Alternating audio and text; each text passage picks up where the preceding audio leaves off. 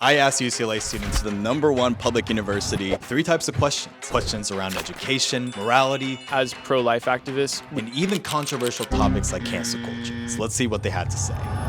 Okay, all right, enough flirting. What have you learned most, whether it be in or outside of the classroom? Whatever you're looking for, it's there. Grow in the thing you like. Have to take a hold of the situation and look for opportunities outside of class. Yeah, and also you're gonna meet a lot of dumb people here too. I've learned a lot. It's just all stored in there. Don't really know how to use it unless it's in a test. It's a grind. I was a slacker in high school, you know? You're a slacker and you got into UCLA? I mean, And then you obviously have these answers. Found myself and found a lot about my past. That sounds so annoying, but discover who you actually are. I went to college and found myself. These are current students. How about someone who's already graduated? That experience matters more than just what you read. And what are you selling? Bag of dicks. Pussy pops do better, but What do you think is true intelligence? Having a good understanding of the world. But does anyone have that? I don't think so. You think you're an intelligent person?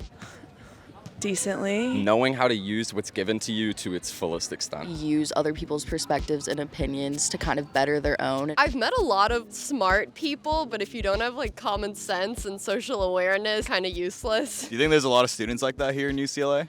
Yeah. So with that said, whatever you do, don't be like this. Claire. Already sound like such a Californian. What? Everything sounds like a question.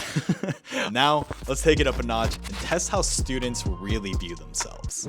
Do you guys think that humans are fundamentally good or bad? I'm not sure about that one. Maybe I'll learn that one in my next class. I think that question implies that it's one or the other, and I think everyone is both. You're born with the opportunity to go either direction. Your circumstances define that for you. if you're taught to say prioritize money and status as you're growing up, that's going to be something that you're going to be implementing throughout your life, and that would consist of a corrupted individual. Kind of lose your true self and you're just a culmination of all these other people's ideas. So then we just become corrupted and become shitty as we age. Yeah, I think that's exactly it. I have a very glass half full view on society, so I don't want to think that people are bad. I think every action that person takes is justified. oh, we're terrible. We're awful. I think about America, how it's been built from the start. It's been bad. No integrity. There's lots of things that are inherent to you, but I don't think you're inherently evil. And you're not born to become Hitler. How about psychopaths then? Psychopaths aren't evil, though. They just have a mental illness that causes them to, within society's standards, appear evil. they don't fit in. Maybe if we were all sociopaths, then that would be normal, and we wouldn't know better anyway. And just when I thought I was done, I'm here with Priest Abawan of the Israelite School of UPK. We teach that blacks, Hispanics, and Native American Indians are the true chosen people of God. Do I think humans are fundamentally good or bad? Which human? humans like us. Humans can be horrible, but who's the worst human? I don't know. Look at history. What do you think? Who's the oppressor? What do you think? Who? Who stole this land from the Native American Indians? Who bombed Hiroshima and Nagasaki? You get where I'm going, right? So are you saying that white people are fundamentally bad, but everyone else is fundamentally good? I'm saying they're the oppressor and they're incapable of being good. How about us though? Other races? I mean, the only way you could be good is by announcing that blacks, Hispanics, and Native American Indians are the chosen people of God. That's the only reason I could be good? And submitting to the Israelite. Everything I'm saying is biblically. Okay, but I had to know. How about Asians? No, Asians are not Israelites. No, we're not in that? Why Hispanics and black people? Because when you read the curses of Deuteronomy the 28th, it all alludes to blacks, Hispanics, and Native American Indians today. Who you so-called Jesus Christ is a black man, and his name is Yahushua, and he's coming back to rule the planet Earth. So obviously his religion dictates his morality. And although extreme, for generations, religion was the answer to what's right or wrong. But today, it's way less about religion, and people are seeking out other sources for their moral compass. So I was curious. Do you think you're a good person? And I think I am, so yeah. I like to think so, because I hate controversy. But don't you think controversy could also, if done right, change people's minds? Example, there's a protest up there, make abortion legal, and that's controversy I support because women shouldn't be told what to do. I would like to think that. I think I do bad things sometimes, but Every person that I've asked so far has said that they're a good person. Is that even possible? yeah, I think so. And perhaps it's this desire to be on the right side of history that's behind this desire of being good. In the past, it was following a book, but now it's just following the current thing. It's like we care more about appearing like we're good rather than actually doing things that leads to change. And over the past few years, it's only gotten worse. So for the final round, let's hear their thoughts on cancel culture. Don't treat this like this is like a midterm. This is literally high school. That was a midterm sign. Do you think cancel culture is good for society? cancel culture is a very sensitive subject that I can't really speak on because of my privilege. But what do you think? I'm sick of it, bro. This is the classic answer, but we also don't want to like not give people the opportunity to grow. Disagreement and debate is just part of life and learning. This is a little controversial, but I think at times it is. Great power comes great responsibility. They shouldn't abuse that power. Cancel culture is like a good way to keep people in check. I definitely don't. My favorite comedian, Dave Chappelle, he had a recent brush with that, right? Like, there are many people who haven't been able to survive that. The Harvey Weinstein things, like obviously those are things that needed to be like brought to everyone's attention. Over-eagerness by society, I think, to jump at these claims and cancel people preemptively. And then people forget really quickly also, so you cancel them for what? I could probably be canceled for like something that I said while making pancakes this morning. What the hell are you saying while you're making pancakes?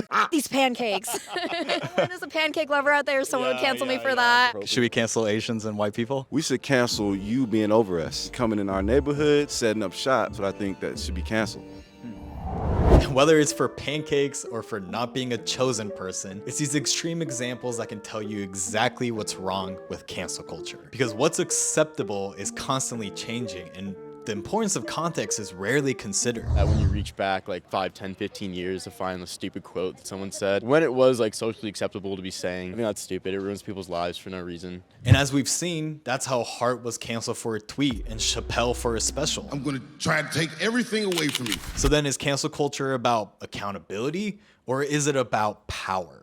Bringing up something bad someone did can almost make you feel better. It's not that cancel culture is like inherently wrong. We're better for doing this. It's like, no, you need to bring up the issue and talk about the problems and how are we going to help people that are actually dealing with this. And that's the problem, is that most times it's not about accountability, but the punishment. But admitting that they enjoy feeling morally superior is weird, so it's always masked with righteousness. And canceling someone is a lot easier when you go after their reputation rather than their argument. And to me, that's bullshit. And so I decided to put my money where my mouth is, talk to someone that I disagree with. All right, man, so I'm here with AJ. So I'm part of an organization called Live Action, which is a pro-life club. We try to bring awareness to alternatives, especially to abortion. But today there was pro-abortion rally, and so we just came up, wanted to see if we could have any conversations with them, and that's what you saw. Do you feel like cancel culture is good for society? No. It's really destructive to free speech and open dialogue. Some people who come and talk to us, they try to say that abortion isn't wrong, but that's because murder isn't wrong. I'd like to cancel them for that opinion, and I hope that's not something that gets equal ears. However, I don't think get rid of people who disagree with us, that's not a good thing.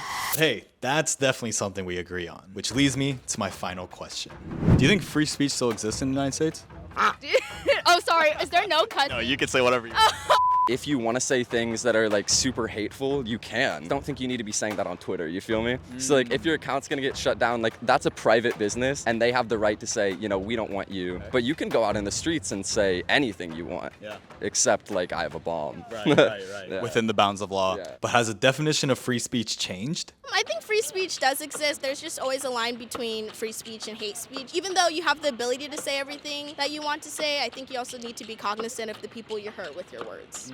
Hate speech shouldn't be condoned, but having the right to open dialogue is accepting the risk of being offended and being offensive. And as a society, the response shouldn't be to cancel controversy, but instead to be more tolerant of opposing opinions. As pro-life activists, you'll be more welcomed if you have more liberal views, but I have been pleasantly surprised. I've had very civil dialogues, but UCLA, more open-minded than other campuses I've been on. Which made me think, should I be worried? As I build my channel, what do you think is the key to becoming bulletproof and being canceled? There's like proof of anything bad you do, then you're kind of screwed, but say whatever you want with friends as long as you can trust them. So just be fake on camera? Yeah. Just put on a completely different persona? Do what you love, even if it's slinging dick. Sling dick, everyone. Best education develops the capacity to consider different perspectives. To censor anything offensive prioritizes the illusion of progress over actual growth. And the first step to improvement is admitting and learning from your mistakes. So how weird is it that the same people that obsess empathy are the first ones to cancel?